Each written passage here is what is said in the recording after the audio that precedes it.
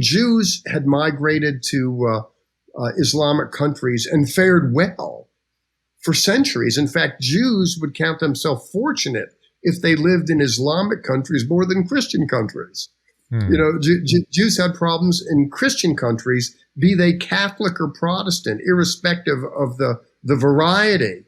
There isn't a single country in Europe where Jews have not been thrown out of. It's been miserable.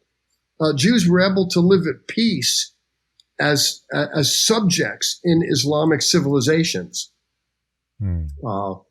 Israel's emergence, however, kind of changed the relationship, and then Jews were fleeing Islamic countries.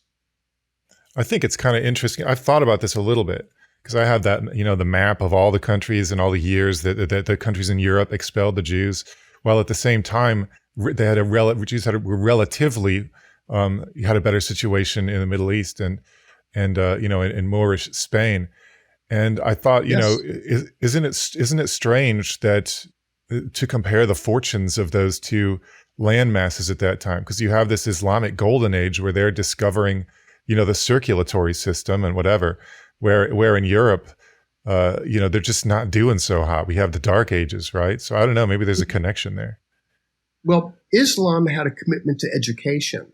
As Islam expanded, it translated all the scientific and philosophical works of conquered people into Arabic.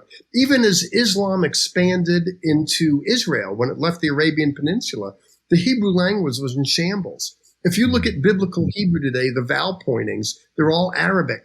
The Islamic grammar was so well developed. Islam was known for scholarship.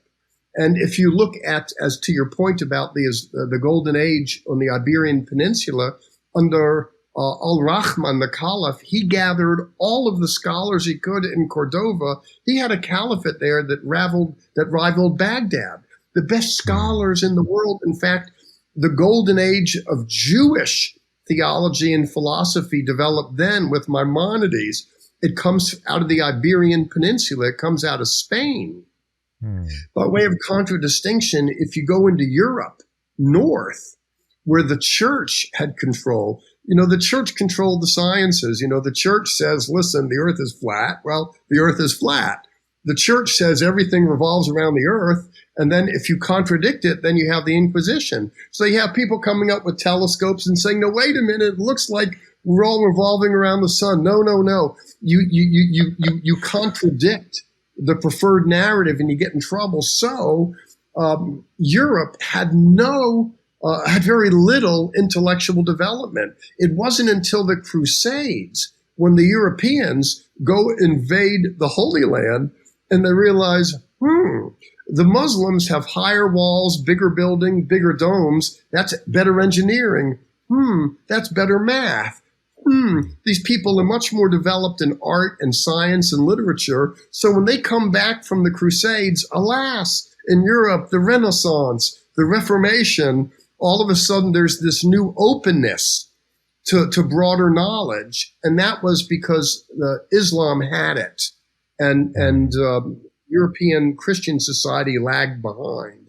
And part of the reason why they have it, you could argue, is Jews were able to flourish intellectually, all things considered. And so you have Jewish scholarship that's contributing to it. Arguably, even the cartographers, the map makers and others to explore the New World, Columbus and what have you, fare from Jewish extract or minimally from Jewish influence out of intellectual Spain.